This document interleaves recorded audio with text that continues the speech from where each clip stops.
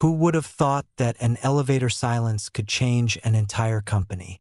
Amy Lawson pressed the wrong button on her first day, and the doors slid open straight into a boardroom where 5 investors stared like statues, and one CEO looked like winter had learned to wear a suit. She wasn't supposed to be there. She wasn't supposed to speak. But when the slides on the screen bragged about bright numbers that didn't quite add up, the news secretary cleared her throat and said the sentence that would get quoted for years. Start with people, then profits. Before we dive into the story, drop a comment telling us where you're watching from, and at the end, rate this story from 0 to 10. Enjoy. Amy had meant to slip out. The room had other plans. The projector hummed, the long table glowed with polished walnut, and Damian Hale turned his head by degrees, like a clock deciding what time it was for someone who just interrupted him. 36, precise haircut, a navy suit that fit like it had learned his bones, eyes the color of after-storm sky. He didn't raise his voice.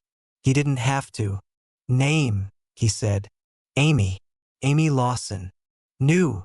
Secretary, someone supplied. A little too helpful. Damian's gaze held hers without blinking. Ms. Lawson, this is a closed meeting. I know, she said, heat sprinting up her neck. And I'm sorry. I pressed the the elevator anyway. Your Q2 composite says 14% growth. It's actually 10.7 if you remove rounding ladders across departments. Silence tilted. Somewhere in the air vents, the building cleared its throat. CFO Owen Reed folded his hands with cathedral calm. Our methodology is industry standard. Amy swallowed. Standards aren't wrong. They're just sometimes used as makeup. One of the investors, a woman with silver hair and tablet-sharp attention, flicked to another page. Why 10.7? Amy's nerves were a violin string. She plucked it anyway. Your service line accounts deferred revenue twice in June to smooth a May dip. Line C books a consultancy expense as capitalized innovation, which, I'm sorry, that's accountant cosplay. If you reclassify, the growth is healthy, not glossy. The room inhaled.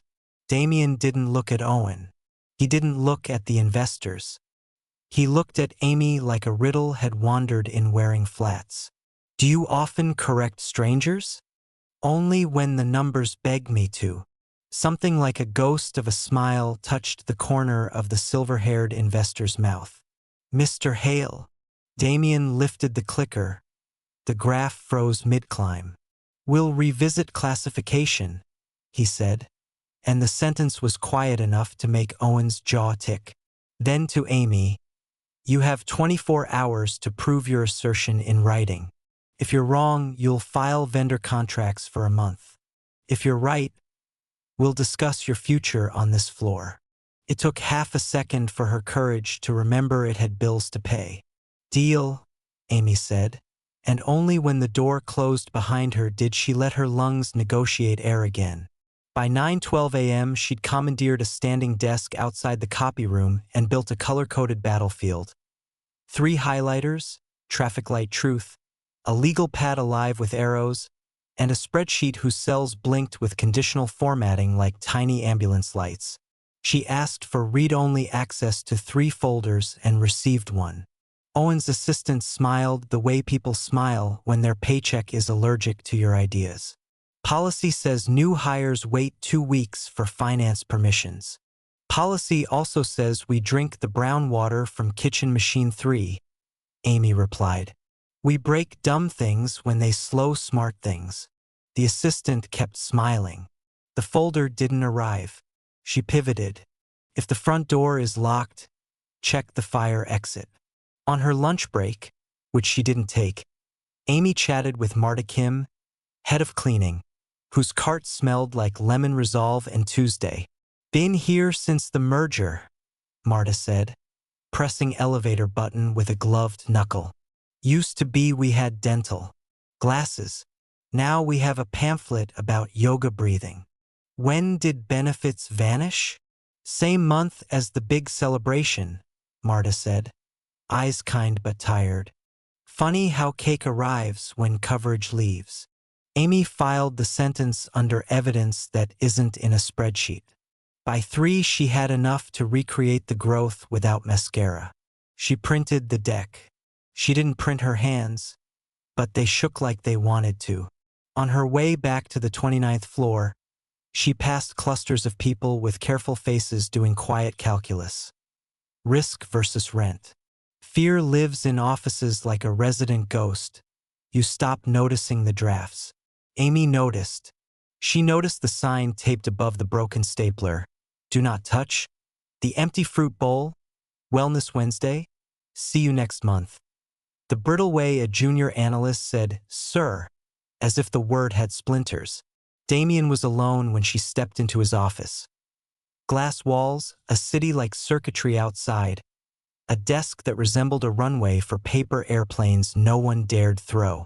He didn't invite her to sit, so she didn't. She handed over the deck. He flipped. She spoke. Slide 6 shows the double count in deferred. Slide 9 recasts line C's innovation as expense. 10.7 doesn't mean failure. It means honesty. Investors prefer believable to unbelievable, except in magic shows. You're not in investor relations, he said. I'm in what is right relations, she said before her inside voice could duct tape her mouth.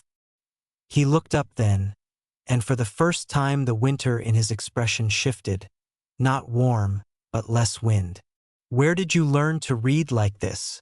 Communications degree, part-time courses in behavioral economics, and 3 years paying rent with 2 jobs, she said. Numbers are stories. I'm just good at asking what kind of story they're trying to be. Damian set the deck down with the care you use for things that might explode. You have your 24 hours, he said. But I have mine too. Meaning, he tapped the intercom. Jennifer, send Mr. Reed. Then to Amy, tone sanding back to impeccable cool. If you're right, I owe our partners a correction. If you're wrong, I owe you a lesson in staying in your lane. Lanes are for highways, Amy said. Companies are for people. She didn't mean to say it out loud. She did anyway. Owen arrived with a cologne that believed in itself. He carried a binder labeled like a threat, methodology. Polite, polished, too smooth to grip. We maintain compliance with. Compliance isn't the question, Damian said, and the 3 words made the room colder by 2 degrees. Accuracy is. Owen's eyes did a fast micro-glance at Amy, then away. Our composite was prepared under my supervision and reclassified by your creativity, Amy said gently. I'm not accusing. I'm suggesting. A flicker, small, mean, crossed his mouth. We don't take suggestions from support staff. Damian didn't move, didn't blink. We take them from reality. He slid Amy's deck across the desk. Fix the classification. We're not in the business of pretending. The moment stung and sang at once. Amy didn't gloat. She collected her papers like a medic after triage and left before her knees remembered they were new at this. At 6:03 p.m., when the office emptied like a tide, Amy stayed. She built a different deck, one that didn't wear a suit. Operation Dariverse. She named it like a game so it could sneak past fear dressed as fun. The premise fit on one page. For one day, leaders trade 2 hours with the people who keep lights on. Executives take support shifts. Support shadows decisions. Everyone writes one note of gratitude that doesn't mention numbers. She printed sign-up sheets and taped them to the kitchen wall at 7:11 p.m., a time when policy sleeps. She left a plate of homemade cookies beneath, bribes but moral ones. By 7:19, 3 names were scrawled in Sharpie bravery. By 7:47. At 7:58, she added one herself. Amy will cover reception 9 to 10 a.m.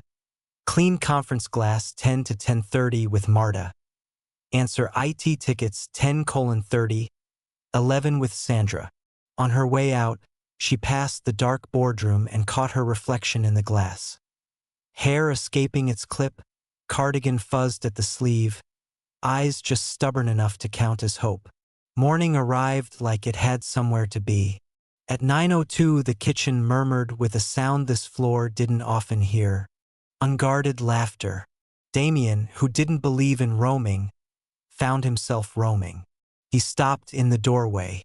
Half a dozen managers wore neon stickers that said shadow shift. The head of legal poured coffee for an intern and asked about her classes as if curious were allowed. On the whiteboard someone had written, "Today's rule, thank one invisible hero." Amy stood on a chair, ridiculous and radiant, pinning a string of paper stars over the fruit bowl. When she saw him, she climbed down, smoothing her skirt as if that could make the moment smaller. "Good morning, Mr. Hale. We're piloting a tiny experiment." "What kind of experiment starts without permission?" "The kind that ends with results," she said, offering him a paper star. On it, in blue ink, "Thank a person, not a role. You can decline." He didn't take the star. He took in the room. Owen hovering at the threshold with a face that couldn't find its smile file. Marta laughing at a joke from an engineer. Sandra from IT showing a VP how to file a ticket without sacrificing a goat. It was 2 hours, a harmless swap, a carnival compared to the weight of forecasts and debt covenants and the 1,000 ways a quarter can tilt. And yet, something in his chest, that quiet muscle trained to be a fist, unclenched a fraction. 2 hours, he said. Then everyone back to work. 2 hours, Amy echoed, pinning the star to the corkboard where rules usually went to nap. He took the elevator to the lobby not to escape but to test. At reception he stood behind the desk and learned 3 names in 5 minutes, 6 complaints in 7, and watched a courier put a package down like a holy offering while whispering that someone on 27 always forgot to sign. Damian signed. He said thank you. The courier blinked, surprised like a streetlight when a moth kisses it. At 10:12 he found Amy and Marta with microfiber halos polishing the boardroom glass until the skyline snapped into focus. Amy handed him a cloth wordlessly. He took it wordlessly. They worked. Outside the glass, people pretended not to stare at the CEO wiping fingerprints from the door like absolution. By noon, the building felt tilted by a degree no engineer could measure. The air tasted less like dust, more like possibility. Word crisscrossed floors the way rumors usually do, except this one didn't hurt anyone. When Amy printed the first page of thank you notes and taped them beside the kitchen coffee machine, someone clapped. Then 2 someones. Then the room. Marta ducked her head, embarrassed. Amy raised her hands for quiet and didn't get it. She leaned toward Damian and said, soft but sure, "This is the number we never track." "What is?" he asked. "How many people go home lighter because of what we do here?" Afternoon brought reality back with a stapler clack. Jennifer pinged Damian that the investors wanted revised numbers by end of day. Owen delivered an updated composite with the reluctance of a man handing over an apology he'd polished too long. 10.7 sat on the page looking honest and unglamorous. Damian sent it without spin. He watched his own finger press send and wondered when he had learned to call the truth a risk. At 5:46, when lights dimmed to the evening setting and the city opened its glitter, Amy stopped by his office door holding a small stack of papers and 2 paper cups. "One is coffee," she said. "The other is tea for people who pretend they don't need coffee. One of those people isn't me." "Noted," she said and set the coffee down. Investors wrote back. They respected the correction. He nodded. She didn't leave. The silence between them wasn't the old kind that scolded. It was the new kind that considered. "Ms. Lawson," he said at last, "what do you want here?" Her answer surprised them both. For this place to stop being afraid of you. He could have deflected.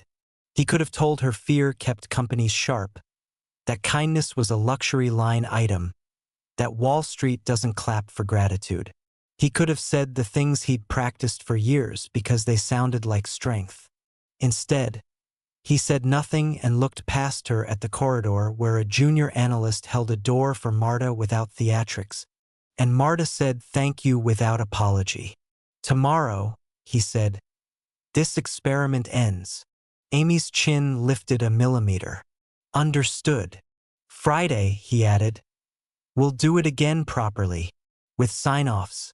Me on reception at 9. You in my office at 10. Bring your deck for the board. People before profits. Without the parts that will make Owen faint on camera. She blinked. The smile that found her mouth wasn't triumph. It was relief shaped like a curve. Yes, Mr. Hale. Damian, he said, the name sounding strange in his own voice. When you are telling me the truth, use my first name. Then, Damian, she said, soft as an editor's pencil. Tomorrow we start tracking a metric that isn't in the ERP. What do we call it? She thought a moment. Return on humanity. It should have sounded naive. Didn't. It sounded like a door unlatching. Down the hall, Owen stood very still, thumb busy on his phone under the shelter of a ficus, typing a message to a number not in the company directory. His reflection in the glass was narrow and exact. We have a problem, he wrote. She won't stay in her lane. He didn't see Marta sweeping behind him.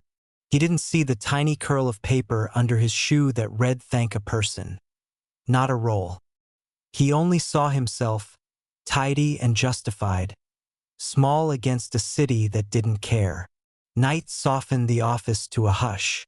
Amy rode the elevator alone, hugging her empty cup like a talisman, and let herself wonder, for one private minute between floors, whether a man trained by winters could learn spring. In the quiet glow of the lobby, she texted her landlord she'd be a day late, again. Then texted Marta a heart and a coffee cup emoji because not all thanks need letterhead. On the sidewalk, the city breathed warm from restaurant doors, weary from sirens, hopeful from windows where someone inside watered a plant. Amy pulled her cardigan close and smiled at nothing. Day one had not fired her. Day one had asked her a question. That was enough to make day two worth showing up to answer. And somewhere, high above, Damian leaned his forehead against cool glass and watched the ant stream of tail lights thread the avenues, then looked down at his right hand and realized he was still wearing the neon sticker shadow shift.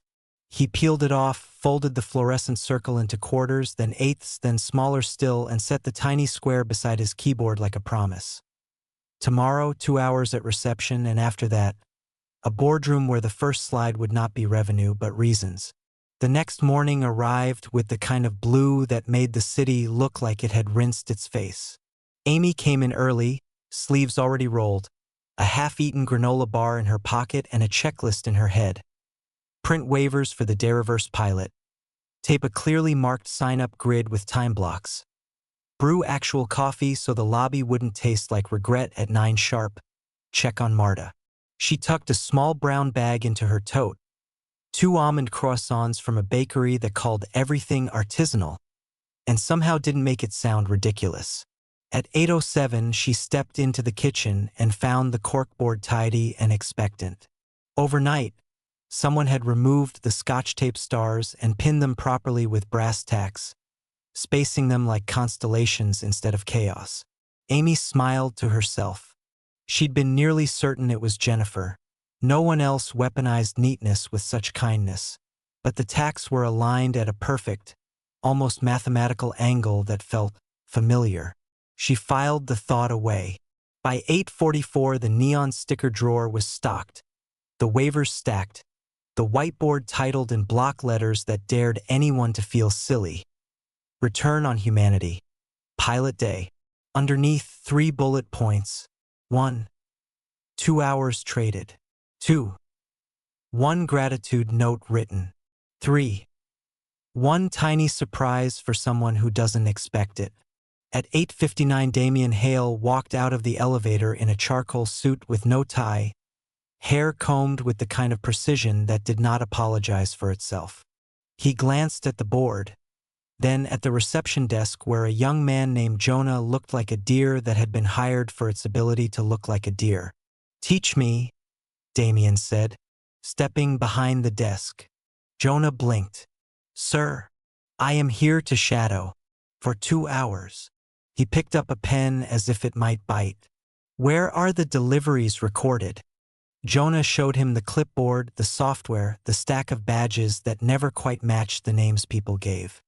He explained how the phone rang in clusters at 15 after the hour for no reason anyone could explain, and how the building directory still listed a defunct law firm that had once haunted 21B like a ghost with letterhead. Damian listened. He took notes. He said thank you 3 times and meant it all 3.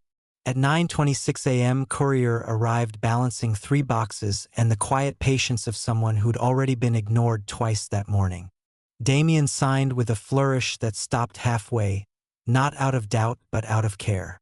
"You've brought us 3 times more than we deserve," he said, and it wasn't a joke. The courier laughed anyway. Amy watched from the kitchen doorway, a paper cup warming her hands. Jonah's shoulders relaxed. Something in the lobby's air lost a degree of heaviness.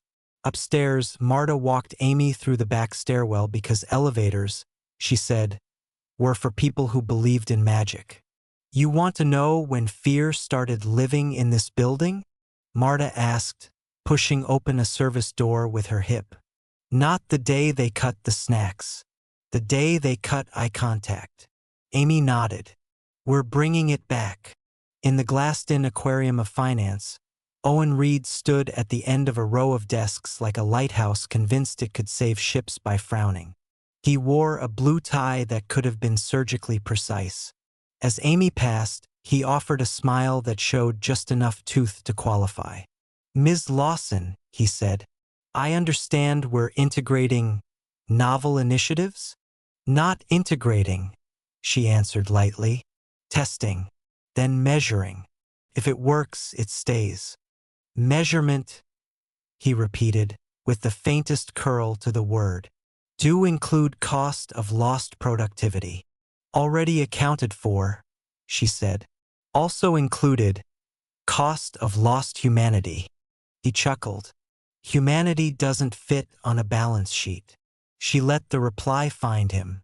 "Then there's your first audit finding." At 9:58, Amy slipped into Damian's office with 2 almond croissants that smelled like a memory you wish you'd had. He was 5 minutes late, which would have made yesterday's Damian itchy. Today's arrived at 10:02 with ink on his right thumb and a neon sticker still clinging to his lapel like a dare. "Reception," he said, almost surprised, sitting, "is a machine made of people." "Machines don't say good morning," she said. "People do." He accepted the croissant, eyed it like a risk, then took a bite that made something in his shoulders loosen by 1/8 of an inch. "We present to the board in," he checked his watch, 52 minutes. "I told Owen we're leading with the correction." Amy slid a deck across the desk, tabbed in the way that calmed nervous fingers. The first slide wasn't numbers. It was a black title on white. "Start with people, then profits." The second, a 1-page definition of return on humanity with 2 columns, leading indicators, retention, first response time, incident resolution, sick days decreasing because stress is decreasing, and lagging indicators, CSAT, NPS, revenue stabilization. The third, a note in small italics, "This is not soft. It's infrastructure." Damian looked over the top of the page at her. "Bold," he said. "And true." She felt heat move up her neck. "I made you a script," she added. "Not because you need it. Because investors need you calm while you become honest." He flipped to the correction slide. 10.7, clean on the page. Honesty should be easier than this.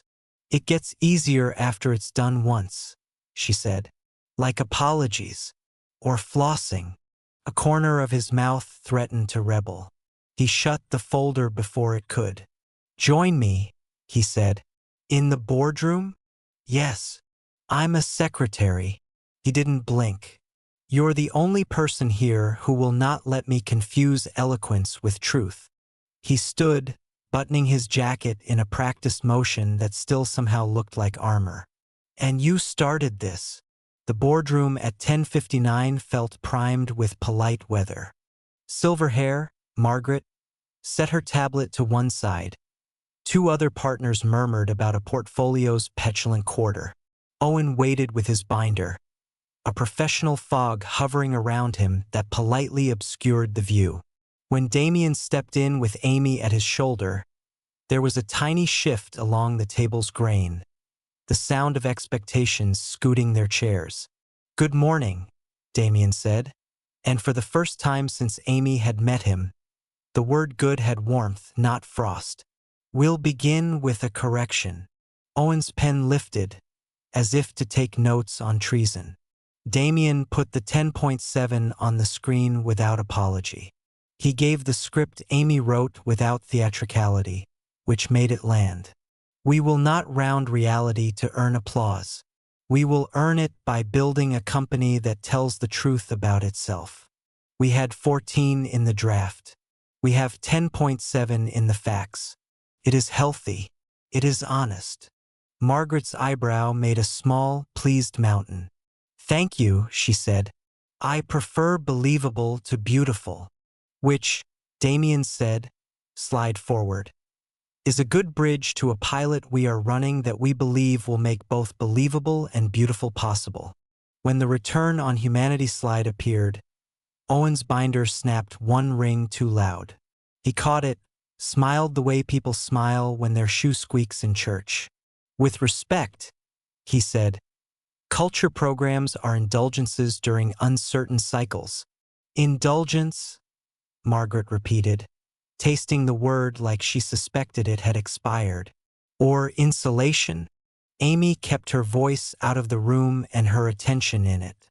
This was Damian's moment. He surprised her by surprising himself. Yesterday I would have agreed, he said. This morning I learned 8 names at reception in 20 minutes and watched a courier nearly cry because the building looked him in the eyes. The pilot costs us 4 hours of cross-team time and a few trays of coffee. If it lifts retention by half a point, it pays for itself 10 times. If it lifts our humanity, it pays for itself immediately. One of the partners, Walsh, a man with the haircut of someone who practices moderation recreationally, leaned forward. How are you measuring? Damian nodded to Amy. She stood only because he had told her truth required standing sometimes. She kept it brief and unflinching. Leading indicators attached to lagging ones, clear baselines, weekly cadence, and no vanity metrics. If a graph looks good but the floor feels bad, we call the graph a liar. Walsh smiled despite himself. Margaret looked delighted in the way only serious people are when their seriousness finds company. Proceed, she said simply. Report back in 4 weeks. And Mr. Reed, she turned, catching Owen in the gentle beam of her attention. Thank you for adjusting the classification. Owen's thanks tasted like tin. Of course. The meeting concluded without confetti, which, Amy knew, was the true sign of a win. Back on 29, the air held that charged quiet that lingers after a storm decides not to happen. People pretended not to have been waiting. Marta appeared in the corridor with a spray bottle like a bouquet. How was church? She whispered. Less incense, more spreadsheets. Amy whispered back. But we're allowed to sing. Jennifer materialized at Amy's elbow with the stealth of a cat and the joy of a confetti cannon. He said good morning to Jonah, she stage whispered, with eye contact. Write it down, Amy said. It's an indicator. They laughed, and for a heartbeat it felt like a new tradition. At 2:13 p.m., Amy ducked into the file room to restock neon stickers and found the last drawer ajar. Inside, someone had left a folder labeled with a name that hadn't lived here in years. Hartwell and Company. Consulting. She slid it open. Invoices. 25,000 monthly, 12 months, 2 years back. The font had that uncanny valley neatness of templates. The signatures were scanned, not signed. A note clipped to the top read, in Owen's quick tidy hand, 4 board packet, archive after. On the back of the note, faint indents suggested another message scribbled and torn free. She held the paper at an angle under the fluorescent light. A ghost sentence surfaced in pressure marks. Meet at 7, back entrance, no badge. Her heart did what good hearts do, beat faster for other people's safety. She slid the folder back, took a photo of the indents with her phone angled and the screen brightness up, then tucked the phone away like it might go off. In the corridor, footsteps approached, measured, expensive. She closed the drawer, smoothed her face, and turned out of the file room as Owen turned in. "Ms. Lawson," he said. "Finding things? Always," she said, and left without proof of anything except her own pulse. At 3:32, Damian found her on the mezzanine where the light made the city look like an honest postcard. He carried 2 waters and a face that had not yet learned smugness. "You were right about the script," he said. "It kept my hands where they belong." "Off the spin cycle?" she offered. "Near the truth," he corrected. "We'll issue a note to the whole company at 5. I'd like you to look at it before I send." "Happy to edit for humanity," she said. "And commas." "And commas," he agreed. Then quieter, as if speaking to the space between them instead of to her. "And Amy, thank you." Her name in his mouth didn't sound like a slip. It sounded like a decision. "You're welcome," she said, surprised by the softness in her own voice. They stood for a beat that, if measured, would have fit inside a second but felt like a generous minute. Below, someone in marketing tried to staple an impossible stack and cursed under their breath in a way that made even the stapler blush. At 4:57, Damian's all-hands email landed like a careful stone in a still pond. The subject line was not a slogan. It was a sentence. "We are telling the truth and trying something human." Inside, he wrote the correction. He wrote the pilot. He wrote the rules of the 2 hours and the invitation to write gratitude without irony. He did not mention profits until the 3rd paragraph. He did not mention himself until the last. There he wrote simply, "I'll be at reception at 9 again tomorrow. Bring me the names I don't yet know." The replies began to drip, then stream. Small thank yous, nervous jokes, a meme from Sandra that turned the neon sticker into a superhero emblem. Amy watched the thread grow like proof of concept and thought about the ghost sentence on the back of Owen's note. "Meet at 7. Back entrance. No badge." At 6:41, when the building exhaled into evening, she waited across the street by a newsstand that sold 3 kinds of gum and 1 kind of miracle, cold water when you need it. Marta was beside her, not by design but because good conspiracies pick the right conspirators. "You sure about this?" Marta asked. "Sure about watching?" Amy said. "Absolutely." At 6:58, a figure in a suit with a blue tie moved along the side alley. Not Owen, too broad, too quick. But he moved like someone who knew exactly how many cameras blinked. He stopped at the service door, checked his phone, did not badge, looked up once at the black square where a lens might live, then slipped in as the door buzzed. A second figure followed, slimmer, neat, carrying nothing and everything. A man who had learned how to look normal until he needed not to. Amy's breath fogged. She took photos not for social court but for real one. Marta watched with the weariness of someone who had seen too much night mop-up day. "This your job?" she asked softly. "No," Amy said, "but it's my work." At 7:21, Amy texted Damian 2 words, "Back entrance." She didn't embellish. He didn't reply. 2 gray dots appeared, disappeared, reappeared, then finally, "Stay safe.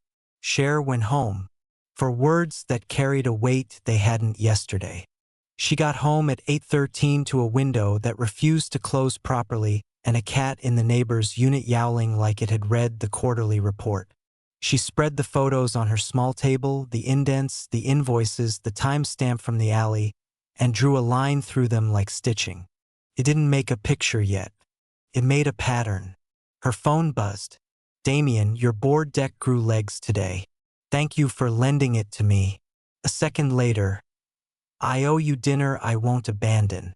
Then, almost immediately, as if he'd argued with himself and lost, "Or coffee that I won't spill on myself." She typed, deleted, typed again. "Start with coffee, then dinner." In that order. She hit send and leaned back, surprised at her own smile. Across town, in a condo that had learned to be immaculate to make up for the things its owner could not, Damian set his phone down and stared at the tiny neon sticker he'd folded earlier, now unfolded, its creases like a map of somewhere better. He placed it on the corner of his laptop and opened a new note titled "Return on Humanity. Phase 2. Under it, he wrote "Security Audit, Access Logs, After-Hours Doors. Vendor Review, Hartwell and Company. Cross-check signatory patterns. Ask Amy how to do this without turning it into war." He paused and added, "Ask Amy about croissants because the almond one moved a mountain I couldn't." When the elevator clock in his brain finally stopped humming, he let himself think about a boy in an old photograph at a birthday party with 12 chairs and no guests. He considered the adult man that boy had made to survive the rooms where chairs were full but eyes were empty. He pictured a young woman on a chair in a company kitchen pinning hand-cut stars like a child who hadn't been taught not to look up. Somewhere between the boy and the man, a new thing had started to grow. Not large, not dramatic, not yet even named, but it was shaped like a yes. At 10:03, Amy texted one more thing. "Tomorrow morning, meet me at the whiteboard before 9. I want to add one more rule." When he asked which, she replied, "No gratitude notes that include the words despite or even though. We make room for whole people, not people who earned permission to be seen." He stared at that for a long time, then took a photo of it with his eyes. Down in the lobby, the night guard James, who'd taken 3 extra shifts since his partner got sick, watched the monitors blink like a sky pretending to be inside. On screen 4, the back entrance ticked to black for a clean, seamless 3 seconds. A detail a tired man would not have noticed, a detail a man who had spent all day learning names did. James wrote the time down, circled it twice, and put the note in an envelope addressed to Damian Hale, because not all indicators live in spreadsheets, and not all heroes wear neon stickers. When morning came, the city would open its mouth and yawn light into their building again. The pilot would gain devotees and detractors in equal measure, because anything that mattered always did. Owen would tidy his binder until his guilt felt like order. Margaret would email a single line, "Proceed." And Amy, bright and impossibly grounded, would lift a marker to the whiteboard and write the new rule in ink. For no one thanks anyone despite who they are. We thank them because of who they are. And somewhere between the marker and the rule, a trap would begin to take shape for the man who thought no badge meant no witness. "Morning," Amy said, writing on the whiteboard. "New rule. No gratitude notes that start with despite or even though." Damian picked up the marker and underlined it. "Understood." And "Thank you for yesterday." For the numbers or for the croissants? He allowed the smallest smirk. Both, mostly for the croissants. Before Amy could answer, James from security appeared with a sealed envelope. "Mr. Hale," James said, holding it out. Camera 4 at the back entrance blinked out. Exactly 3 seconds. 1903. I wrote it down. Damian's face sharpened. "Good eye." Amy added softly, "That's important." "I don't like being a hero," James said. "I like being precise." "You're both," Amy replied. "And precision makes better heroes than capes." Later that afternoon, Amy sat across from Damian in his office, the city glittering behind him. She laid a manila folder on his desk. "I found this in the file room," she said. "Invoices. Hartwell and Company. 2 years. Same amount every month. And the signatures are scanned, not written." Damian opened the folder, flipping pages. 25,000 a month. That's a ghost company. "Exactly," Amy said. "And someone's feeding it." The door opened. Owen leaned inside, binder in hand, smile too smooth. "Am I interrupting?" "Yes," Damian said flatly. "Come in." Owen stepped closer, eyes flicking to the folder before sliding back to Damian. "Board asked for projections. I polished them." "Polished?" Amy muttered. Owen chuckled. "Optimized. Better word." Damian didn't laugh. "Leave them. I'll review." When Owen was gone, Amy leaned in. "He saw the folder." "I saw him see it," Damian replied. His tone was calm, but his pen tapped the desk like a metronome of anger. That evening, Amy stayed late.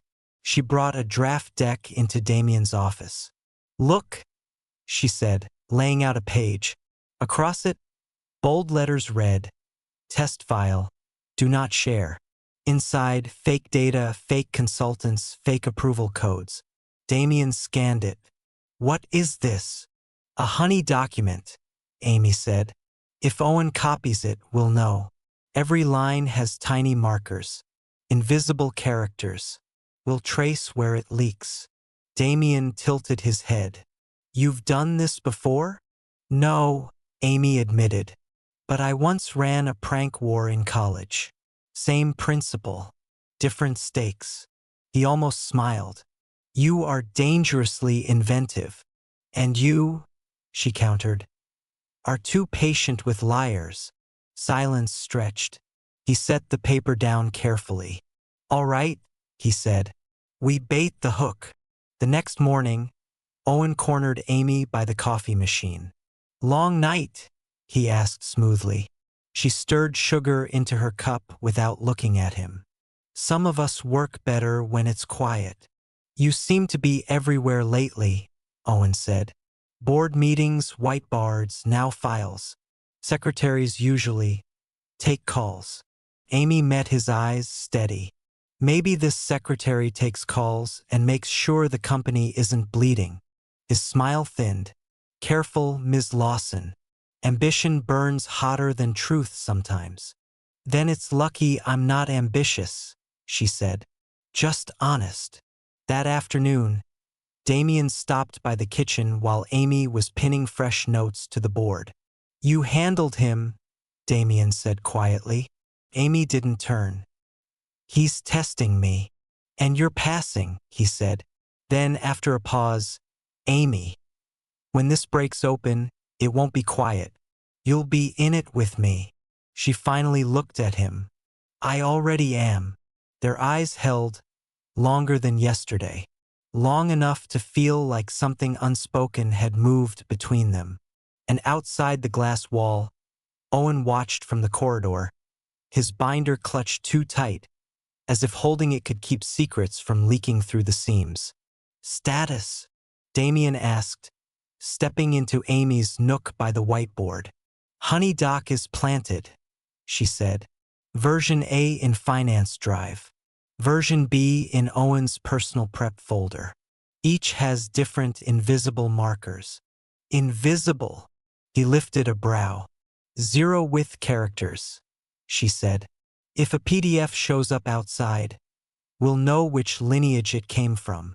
He exhaled once. Good. And James? Waiting for the 1903 blink, Amy said. He thinks it's manual. Someone's looping 3 seconds to hide a badgeless entry. Damian nodded. Loop is sloppy. Sloppy gets us caught.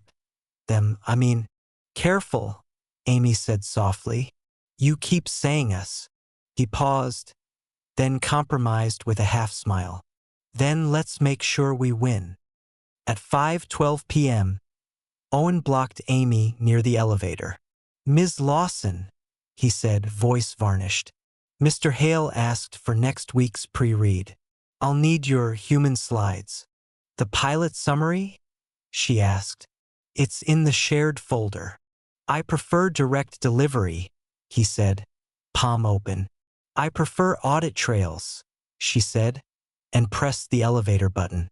Owen's smile tightened. Your proximity to Mr. Hale won't protect you from policy. Truth is the policy, she said as the doors slid open. We just forgot. 7:01 p.m. The alley was a narrow throat of shadow. Amy and James watched from the loading bay monitors. Damian stood behind them, tie in his pocket, sleeves rolled. James tapped the screen. Camera 4's on a timer. Watch. 7 hours, 2 minutes, and 59 seconds. 7 hours and 3 minutes. The feed blinked, jumped, resumed. 3 seconds, James murmured. Same seam every night. Footsteps. A tall figure approached the door, face turned from the lens, blue tie catching stray light. Not Owen, Amy whispered. Too broad. Facilities contractor? Damian asked. Contractor's badge in, James said. This guy never does. The door buzzed. The man slid inside. 10 seconds later, a second figure ghosted in, slimmer, careful, carrying a flat folder. Damian leaned close to the screen. Freeze. James froze the frame. The angle was bad, but the second man's wrist showed a distinct watchband, woven steel, rectangular clasp. Owen's clasp, Amy said.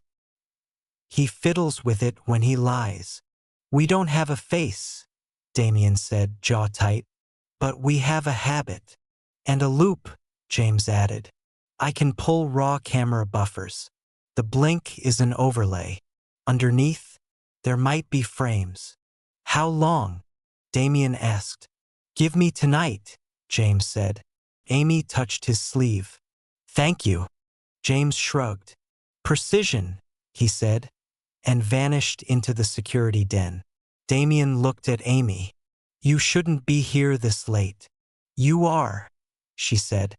I'm the idiot who built his life to be here, he answered. You still have a life to build. She swallowed. Maybe I'm building it.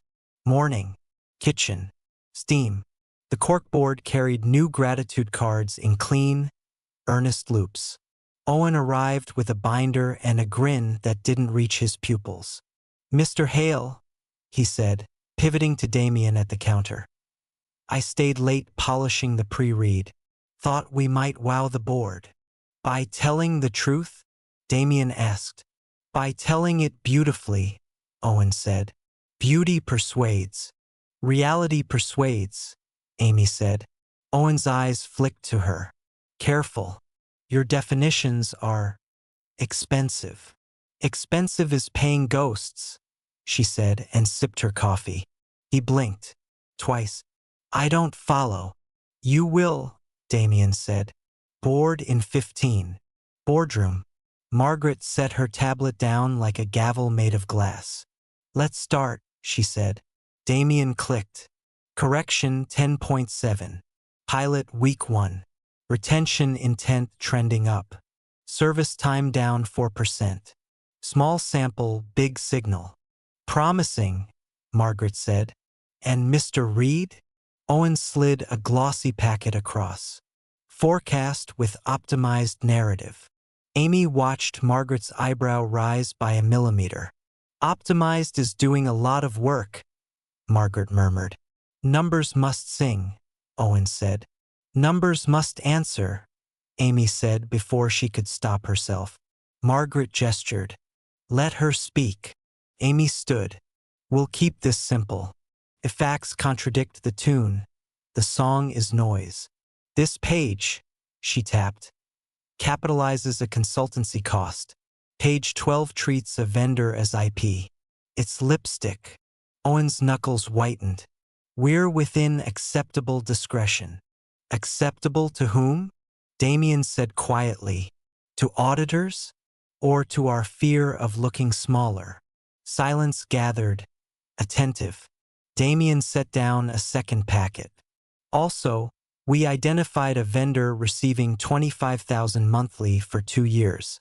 Hartwell and Company. We are verifying legitimacy. Concurrently, he clicked.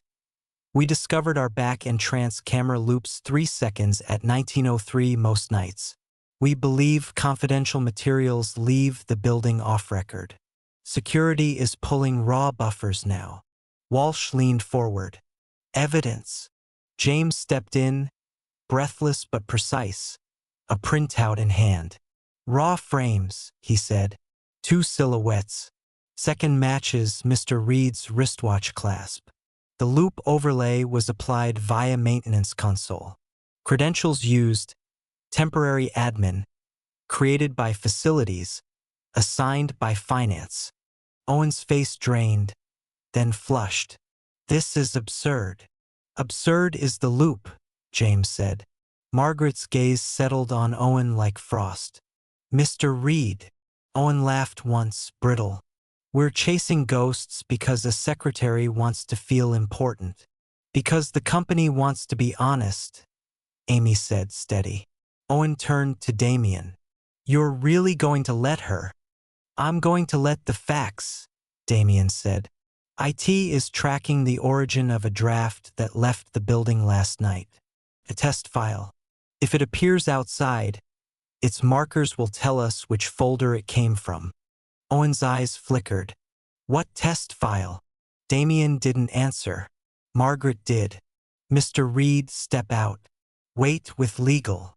Owen stood, binder clutched. This is a witch hunt. This is a hygiene check, Margaret said. We'll reconvene in 20. Owen left. The door closed like a period. Damian exhaled. James? James handed over a USB. Frame pulls, timestamps, console logs. Also, he hesitated. A text from the temp admin phone. 7 tonight. Same door. Margaret nodded once. We'll have counsel present at 7. Amy looked at Damian. We spring it. We end it, he said. 6:52 p.m. alley. Drizzle stitched the air. Legal crouched in an unmarked SUV. James watched overlays. Amy stood beside Damian beneath the loading awning, both in borrowed security jackets. You don't have to be here, he said. I do, she said. He swallowed. Then stand behind me. Footsteps. Blue tie ghost, then the slimmer figure, quick and neat, a folder tucked close. Now, James whispered into the calm. Lights snapped on. Door locks clacked. 2 security officers stepped from the shadows. The slimmer man froze, half-turned. And for a clean second, Amy saw his face. Owen, she said, not loud, not triumphant, just true. His eyes went flat. You don't understand. Explain, Damian said. Owen's throat worked. The board wants miracles. You wanted polish. I built a bridge. You built a leak, Amy said. The vendor is a pass-through, Owen snapped. Smoothing cash to make covenants. By forging signatures? Legal asked, stepping up. By looped cameras? By theft. Rain ticked louder. Owen's shoulders sank. For a breath, he looked small. I kept us pretty, he said. Damian's voice was very, very quiet. We don't need pretty. We need honest. Legal moved in. Cuffs clicked. James logged the time. Owen didn't fight. As they led him past, he glanced at Amy. You think people before profits saves you? He asked. Profits pay people. Then we do both, she said. In that order. The door swung shut behind them. Silence except for rain. Damian turned to Amy. You okay? I will be, she said, shaking. You? He looked like a winter learning spring. Ask me tomorrow. She nodded. Tomorrow, then. They stood there, jackets damp, alley bright, and for the first time since all this began, the night didn't feel like something to survive. Felt like a threshold. Morning broke cleaner than the night before. Owen was gone, escorted out by legal and security, but his shadow still stretched over the halls. Whispers ran faster than emails. Amy found Damian already in the office, blinds half drawn. He stood at the window, jacket off, tie loose, staring down at the street like it might answer him. You didn't sleep, she said, setting her coffee on his desk. He glanced at her. You did. 3 hours.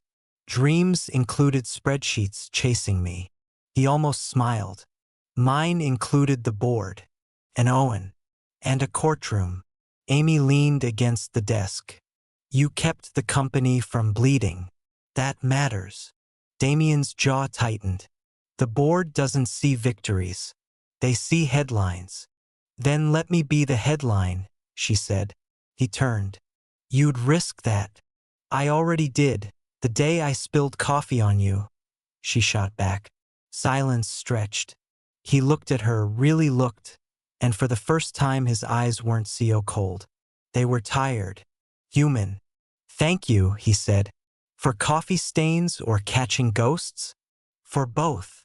Later, Margaret summoned them to the 30th floor. The board sat in silence until she spoke. Mr. Hale, Ms. Lawson. Owen Reed admitted partial guilt. He claims pressure, not profit, drove his choices. Regardless, he's suspended. The company needs direction. Damian folded his hands. Direction is transparency. Full audit. Benefits restored. No more ghost vendors. Murmurs rose. One director frowned. Expensive. Amy cut in. Cheaper than losing employees. Or investors. Eyes turned to her. She held steady. People stay where they're valued. Value starts before profit. Margaret studied her, then slowly nodded. Spoken like leadership. Damian exhaled. She's right. The room shifted. Not all at once, but like a tide deciding where to go. That evening, employees gathered in the kitchen again. This time, no pastries, no rebellion. Just quiet relief. Maria approached Amy. You did this, she whispered. Amy shook her head. We did. From across the room, Damian watched. For years, he'd stood apart. Suits and silence his armor. Now he saw smiles that weren't fearful. Eyes that didn't dart away. Amy joined him. Still think profit comes first? He shook his head slowly. I think you were right. Say it louder. He smirked. You were right. She laughed. That's progress. On his desk lay a final sticky note Amy had placed before leaving. Start with people, then profits. Damian sat back, reading it over and over. For the first time in years, the words didn't feel like rebellion. They felt like rescue. And for the first time, Maxwell Hale, the man everyone feared, felt something closer to hope. The office felt lighter the next morning, as if someone had opened a window no one knew was there. Employees greeted one another without the usual weight in their shoulders. Even the hum of the copier seemed less resentful. Amy walked past reception with her notebook tucked under her arm. James, the guard, gave her a mock salute. Morning, boss. She laughed. Don't let Mr. Hale hear you call me that. James winked. Too late. He already is. Upstairs, Damian stood at his desk, jacket off, sleeves rolled. A second coffee waited beside hers, still steaming. You ordered for me? Amy asked. I figured after spreadsheets chased you last night, you'd need it. Her brows rose. You remembered my dream? You talk in your sleep. Her mouth dropped. How would you? He chuckled. Relax. You muttered columns during our midnight audit. Not exactly Shakespeare. She rolled her eyes, hiding the warmth spreading in her chest. So what now? Owen's gone, but the board's restless. Damian tapped a file. They want me to announce a new strategy at the press conference tomorrow. Clean numbers, reassurance, vision. Vision that includes people? She pressed. He looked at her steady. Vision that starts with people. You wrote that line. I'm stealing it. Not stealing, she corrected. Borrowing with credit. He leaned closer. You really won't let me get away with anything, will you? Nope. Silence hovered between them. Not sharp anymore, softer. Charged. Then Jennifer buzzed through. Mr. Hale, car is ready. Damian sighed. Investor dinner. You're coming. Me? Yes. They trust you. More than they trust me right now. The restaurant glowed with low light and glass walls. Investors filled the table, polite smiles hiding sharp teeth. Damian began with slides, the usual cadence of profits and projections. Then Amy spoke. Numbers matter, she said. But people matter more. This company survives because Maria cleans the halls, because Brian fixes reports, because Sandra keeps the servers running. If you want real growth, invest in them. The table went silent. One investor tapped her pen thoughtfully. Another nodded slowly. Damian watched them shift, watched her shift them. When the dinner ended, one of the investors shook Amy's hand. You're the reason I'm staying in. Outside, cool air wrapped around them. Damian stopped on the sidewalk, searching her face. You just saved us again. I just told the truth. He shook his head. No, you changed the story. You changed me. Amy hesitated, then asked quietly, Then why do you still look like a man carrying 1,000 pounds? He drew a breath. Because I don't know how to say what I need to. Try me. Damian stepped closer, every inch of his guarded armor trembling. Amy Lawson, I'm terrified, because losing you, his voice cracked, would hurt more than losing the company. Her heart hammered. You won't lose me, she whispered. He searched her eyes, desperate for permission. She gave it with the smallest nod. When his lips met hers, it wasn't polished, practiced, or CO perfect. It was clumsy, earnest, and real.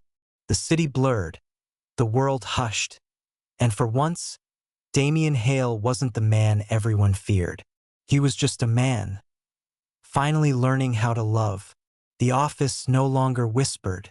It hummed. Laughter spilled from the kitchen. The corkboard overflowed with gratitude notes, and the new banner in the lobby read, Return on Humanity. Company first, because people first. Amy walked through the halls with her badge swinging and a folder under her arm. She passed Maria, who beamed. Dental's back. My son got braces last week. Tell Mr. Hale. Thank you. Amy smiled. Tell him yourself. He loves hearing it now. Inside the glass-walled office, Damian stood by the window, not stiff, not armored, just present. He wore no tie, his sleeves rolled, a neon sticker pinned crookedly to his chest like a joke badge. You're late, he teased as Amy walked in. I was listening to stories, she said. Your people have a lot to say. Our people, he corrected. She set the folder on his desk. Board wants numbers. He slid it aside. Numbers can wait. Damian, he stepped closer. 6 months ago, I didn't know how to say what mattered. You taught me. Her smile softened. I just reminded you. He reached into the drawer and pulled out a small box. Don't panic, he said, opening it. Inside lay a silver ring, simple, honest. It's not about headlines. It's about us. Amy Lawson, will you marry me? Her throat tightened. She covered her mouth, eyes wet. You're serious? I've never been more humanly serious in my life. She laughed through tears. Yes, of course yes. He slipped the ring on her finger. Applause erupted outside. The entire floor pressed against the glass, cheering, clapping, Marta waving her cleaning rag like a flag. James gave a thumbs up from the corner. Jennifer wiped her eyes. Damian groaned. They were spying? They're family, Amy said. And family doesn't knock. He kissed her again, slow, sure, with the weight of a man who had learned that people weren't liabilities. They were the reason. The company that once feared its CEO now celebrated him. The man who once lived behind glass walls now stood with the woman who tore them down. And taped to the whiteboard, above all the new rules, one line stayed permanent. Start with people, then profits.